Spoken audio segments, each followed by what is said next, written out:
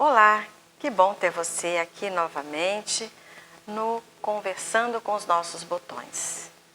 Nós temos falado sobre temperamentos e relacionamentos.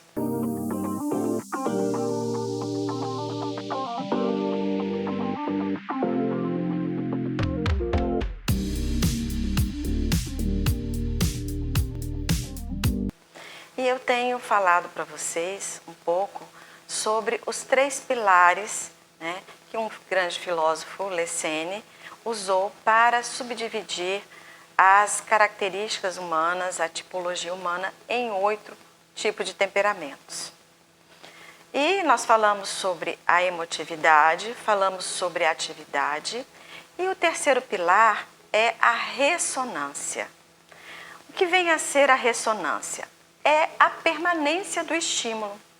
Quando as impressões elas permanecem por pouco tempo, são chamadas de primárias. Quando elas permanecem por muito tempo, são chamadas de secundárias. E quais seriam as características dos primários e secundários, no quesito ressonância? Nos primários, eu até coloquei isso na chamada para esse momento, que o primário ele está muito mais no presente, é muito mais intuitivo e voltado às coisas sensíveis.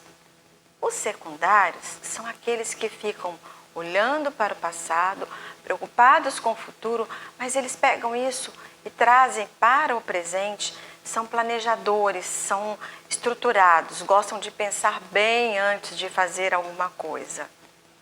Eu estou muito mais para a primária, sou muito do vamos ver, vamos intuir. E eu falei também na semana passada, no último vídeo, falei um pouco sobre qual a importância de saber dessas coisas.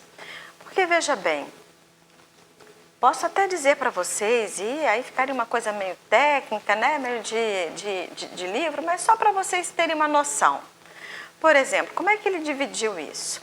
Pessoas emotivas, Pessoas emotivas você já sabe, são aquelas pessoas que tudo é tudo muito, Pessoas ativas, são pessoas que estão prontas para a ação o tempo inteiro, elas estão procurando se ocupar.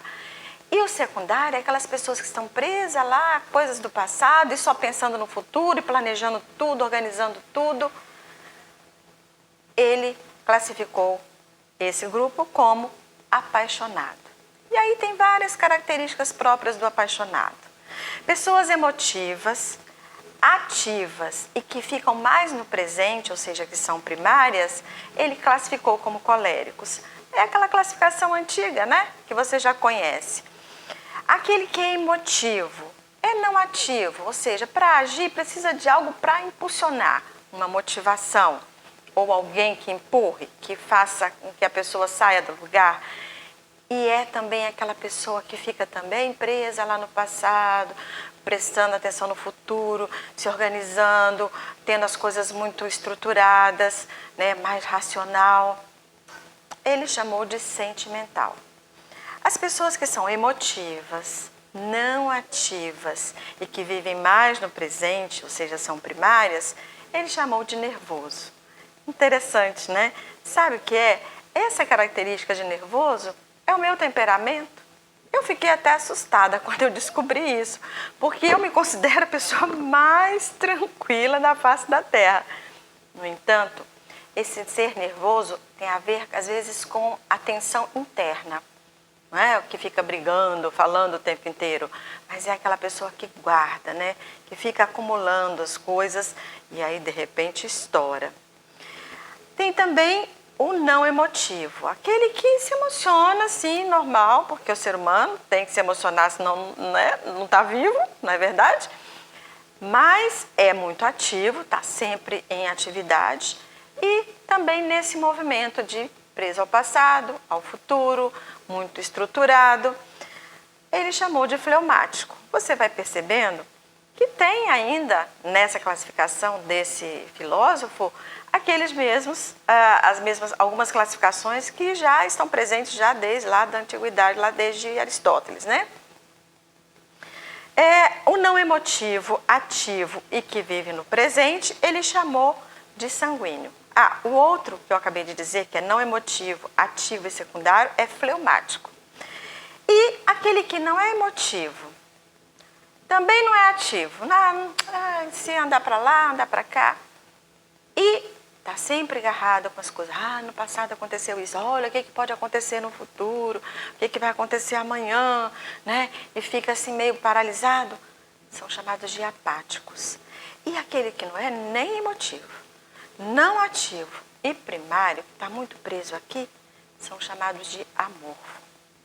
Mas eu não quero ficar presa a esses conceitos, ou falando, você é isso, você é aquilo. É interessante como nós temos necessidade de que as pessoas digam como somos. Como é difícil a gente dizer quem realmente somos. Já pensou nisso?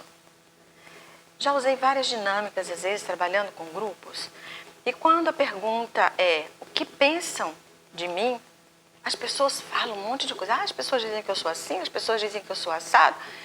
Mas quando a pergunta é o que você diz sobre você? Quem é você? As pessoas ficam perdidas com relação a isso. E o que eu quero puxar isso, porque eu estou falando de temperamentos e relacionamentos. Eu quero puxar isso e começar a puxar um papo com vocês aqui no Conversando com os Nossos Botões sobre as nossas relações afetivas, começando lá no namoro, né? As pessoas com as quais nós vamos procurando nos aproximar de forma afetiva tem muito a ver com o temperamento que nós temos. Tem a ver com essa junção, esse complementar de temperamentos também. Claro que tem vários outros fatores, eu poderia enumerar aqui muitos e tal, mas eu quero só refletir com vocês aqui mesmo, no Conversando com os Nossos Botões.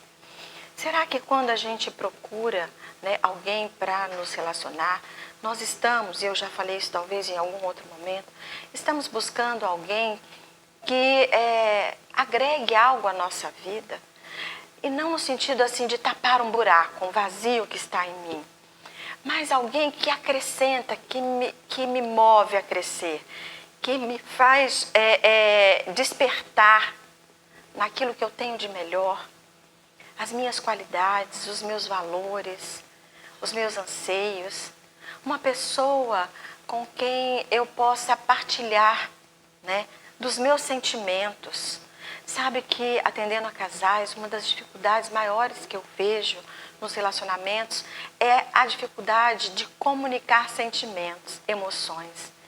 Quantos colegas hoje, quantos trabalhos estão sendo feitos sobre educar as emoções, sobre entender as nossas emoções, sobre inteligência emocional? Por que será que nós estamos tanto nesse movimento? Porque isso é uma necessidade humana.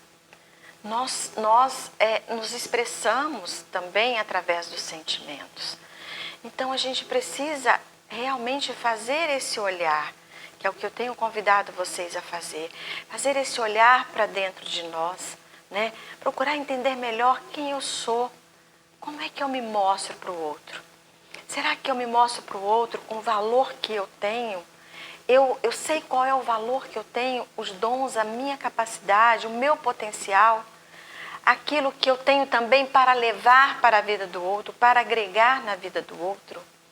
E vamos combinar que o namoro é exatamente esta fase de a gente poder conhecer um ao outro. Passado aquele primeiro momento do encantamento, quando a gente encontra aquela pessoa que, nossa, esse aí, essa aí, eu quero chegar mais perto. E a gente começa, fica aquele momento assim mais apaixonado, né, desse início de relacionamento. À medida que o relacionamento vai avançando, a gente precisa aprofundar o diálogo, precisa conversar um pouco mais profundo. E nos conhecer facilita muito isso. Nós nos preparamos para fazer uma viagem, nós nos preparamos para fazer uma cirurgia, organizamos orçamento, organizamos tudo. E nos preparamos até mesmo para o casamento, não é verdade? Eu dou muitas palestras para curso de noivos, né, preparando os noivos para o casamento. Mas a gente não se prepara para viver nesse mundo como pessoa humana. A gente simplesmente vai vivendo. O que você pensa sobre isso? Eu gostaria muito de saber. Gostaria muito de conversar mais com você. E você? O que mais você gostaria de conversar comigo sobre as nossas relações de namoro, noivado, casamento? Quero começar na próxima semana o que eu chamo de Projeto Casamento. Aguardo você. Um grande abraço.